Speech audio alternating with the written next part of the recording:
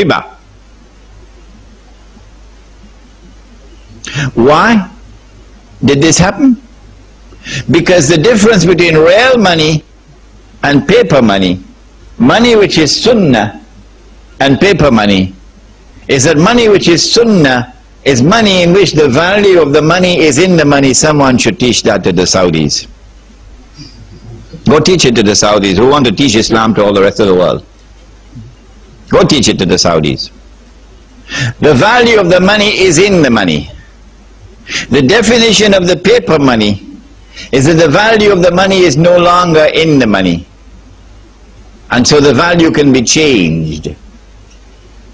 Every time the value is changed, the value goes down. What happens when the value of money goes down? The first thing is that there is a massive transfer of wealth from the masses to that predatory elite, which in this case was the government, Uncle Sam. The masses lost half of their wealth, almost half. That's the first thing that happens when the value of the paper money goes down. What's the second thing that happens? The answer is this. I worked for the whole month. I got my salary in gold. Could buy a camel. Took it home. Put it underneath the pillow. Took it out after 5 years. You could still buy the camel. 10 years, you could still buy the camel. But when I get my salary in paper now, I could buy a camel, take it home, put it underneath the pillow. A few years later, when I take it out, can't buy a camel anymore. Could only buy a jackass now.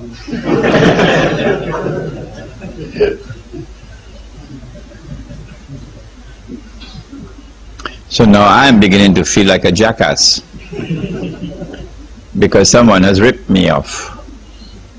Where did my money go? If you could answer that question, where did your money go? Who took your money? And how did they take your money? You would understand the game that they're playing. We used to have men like that. In North America, we had one Islamic scholar who was like that, and then they killed him. A man named Malcolm X. He didn't have a PhD from Al-Azhar, but he could see better than any sheikh. Who took my money? And how did they take him? Did they take it?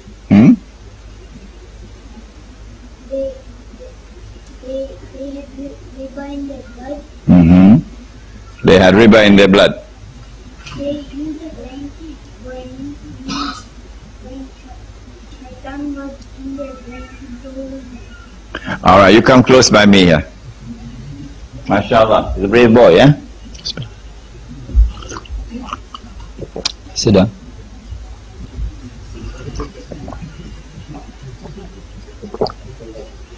I make a dua that one day you will also sit here on the chair and you'll also give the lecture, inshallah.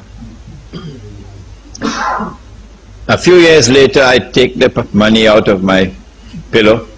Can't buy a jackass anymore. Can only buy a goat. A few years later, can't buy a goat anymore. Can only buy murgi. Dajaja. Chicken.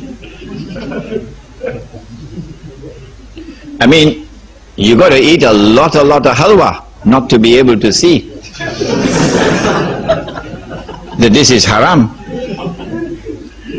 But the distinguished muftis of Islam still have to declare that this paper money is haram. The rip-off has taken place. The thieves have looted everything. Our people are now in miserable poverty, destitution, imprisoned in that poverty. كَادَ الْفَقْرُ أَنْ يَكُونَ كُفْرًا. said the Prophet ﷺ, that this poverty and destitution can lead a people to kufr, and that is what is happening in many parts of the world. But the Mufti still cannot see that this is haram. You will not get a fatwa from the Mufti that this is haram, much less to get a fatwa from the Mufti that this is riba. How is it taking place? They started with gold, paper being redeemable in gold. And then came 1933, when we should have woken up to see the game, but we didn't wake up. So in 1944, at the end of the Second World War, they now consolidated the system in the creation of an international monetary system now. Consolidated. The new international monetary system emerges out of the Bretton Woods Agreement in upstate New York. Every Darul Uloom should make it obligatory for the student to study the Bretton Woods Accord. You must study the Bretton Woods Accord to understand monetary economics today, so you can understand the subject of riba. Is it taught in the Darul Uloom? No, it's not. At Bretton Woods, what did they do? They said, no longer will paper be redeemable in gold. Only one paper will be chosen to be redeemable in gold. All the rest will not. The one paper which was chosen was the US dollar.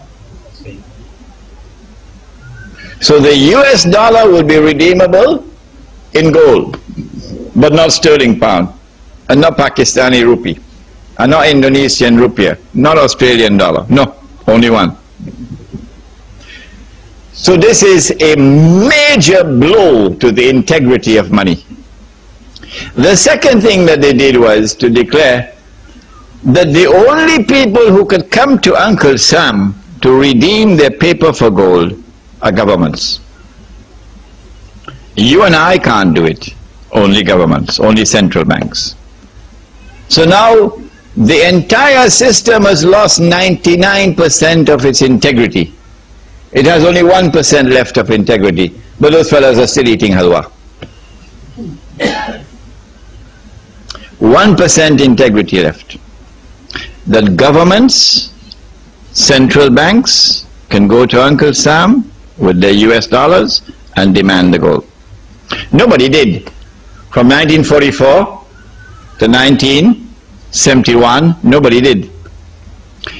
The Vietnam War took place in the late 60s, and Uncle Sam printed a lot of paper to finance the war.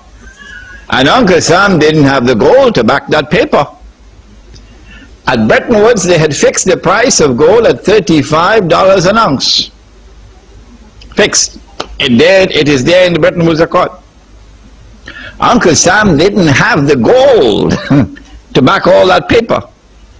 So in September 1971, the British government came in one Friday evening perhaps with $3 billion and said, Uncle Sam, we want the gold.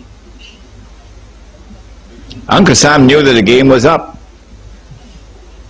The game was up. Because come Monday morning, guess who is going to be at the front of the line? Saudi Arabia. Or who behind Saudi Arabia? Kuwait. Huh? And a whole long line of people, of government, central banks, we want the gold. So Richard Nixon retired to Camp David, and then on Sunday he had addressed the American people, and he said, we gave our word, but we don't have to keep our word.